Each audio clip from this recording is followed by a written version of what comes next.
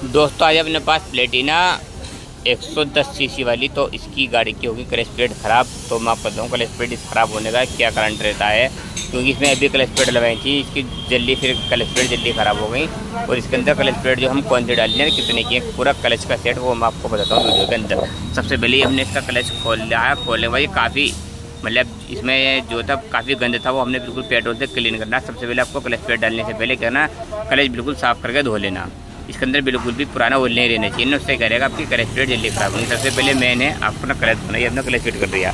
और ये रहा इसका पुराना हब सेंटर क्लच, ये हमने पूरा का पूरा इसका बाहर निकाला। ये रहा अपनी गाड़ी का इसका हब सेंटर, जो कि इसका ये बिल्कुल कट चुका है इसका।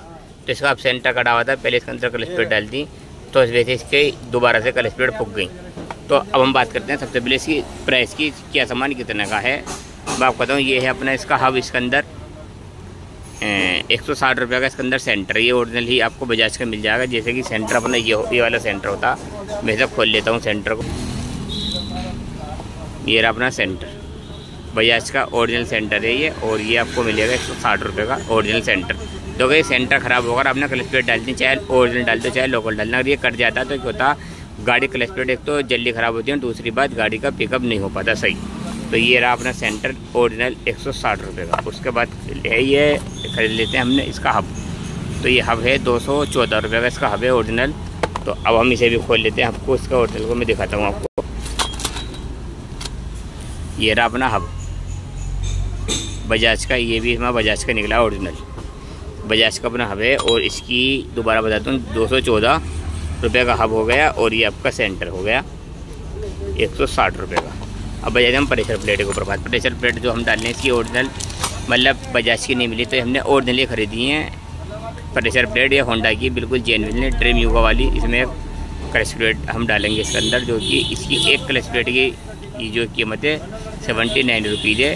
69 रुपये की एक क्लच प्रेशर प्लेट है इसकी। हम इसके अंदर प्रेशर प्लेट डालेंगे जी, 3 का पूरा 3 सेट है हमारे पास, एक ये रही और एक ये रही, एक ये रही और एक ये रही होंडा की बिल्कुल जेन्युइन। तो पूरा क्लच का सेट डालेंगे, जब भी क्लच बढ़िया काम करेगा। आपने एक भी चीज़ इसके अंदर प्रेशर प्लेट लोकल डाल दी या पुरानी ही डाल दी, नहीं मिली तो क्या रहेगा, आपका क्लच में वो मज़ा नहीं आने का। आप करते हैं क्लच प्लेट की बात, तो इसकी जो क्लच प्लेट है सबसे महंगी क्लच प्लेट हैं, मतलब इसकी बजाज की देखा जाए 100 सीसी में 538 रुपये क्लच प्लेट। और इसमें जो क्लच प्लेट निकलेंगी आपको, आप इसके अंदर स्प्लेंडर वाली भी क्लच प्लेट डाल सकते हैं अगर नहीं मिलती है तो।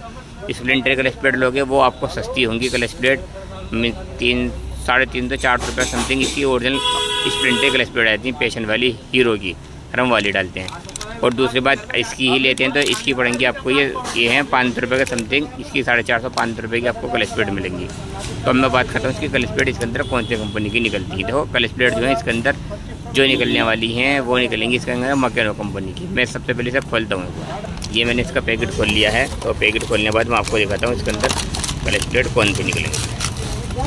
मैंने ये क्लच प्लेट की अनबॉक्सिंग कर ली है, तो मैं आपको देखूँ तो इसके अंदर जो क्लच प्लेट निकली है मकेनो कंपनी की निकली है।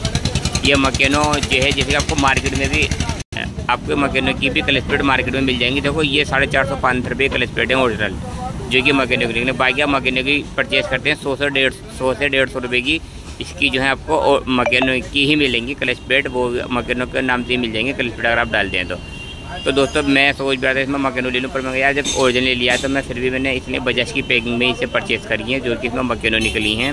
और आप जैसे ही इसमें क्लच प्लेट डलवाते हैं, कभी खाली क्लच प्लेट भी आपको डलवानी पड़े तो आप 100-150 रुपये क्लच प्लेट आएंगी मकेनो के ही नाम से, तो आप वो वाली भी इसके अंदर क्लच प्लेट डाल सकते हैं, जिससे कि अपने ओरिजिनल ही रहेंगे। क्योंकि देखो मकेनो ने अपना ओरिजिनल, बजाज ने ओरिजिनल में दिए हैं ये मकेनो, तो फिर भी हमारे 300 से 400 रुपये फालतू गए हैं इसमें, सिर्फ इस वजह से, इस पैकिंग की वजह से, सिर्फ पैकिंग की वजह से हमारे इतने पैसे फालतू गए। बाकी अगर मकेनो की भी परचेज़ करते तो हमें क्लच प्लेट इसकी सस्ती पड़ जाती।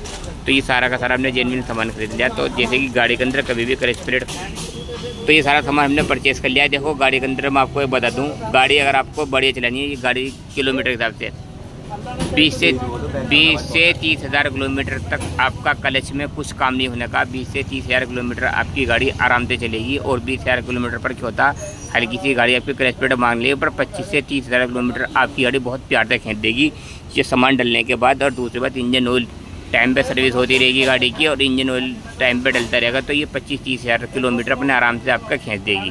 तो टोटल क्लच का खर्चा ओरिजिनल का मैं इसकी बात करता हूँ प्लेटिना 110 का, मैं मोबिल के सारा सामान जिन में डलवा दें तो 2000 रुपये करीब का गाड़ी सिर्फ ओनली क्लच में खर्चा आएगा आपका। उससे क्या रहेगा, आपकी गाड़ी जो होगी बिल्कुल फिट हो जाएगी, कोई दिक्कत नहीं, यानी कि अपने आराम से 2-1 साल बहुत प्यार से निकाल सकते हैं। और देखो जब भी सारा सामान डलवाओ, मैं आपको एक बार बताऊँ, सारा सामान डलवा दिया आपने, क्लच केबल आपने नहीं डाली, क्लच केबल ख़राब है आपकी, क्योंकि केबल क्या होता है थोड़ी जाम चलने लगती है तो आपकी क्लच प्लेट जल्दी फूकेगी और पिकअप भी वो नहीं आने का।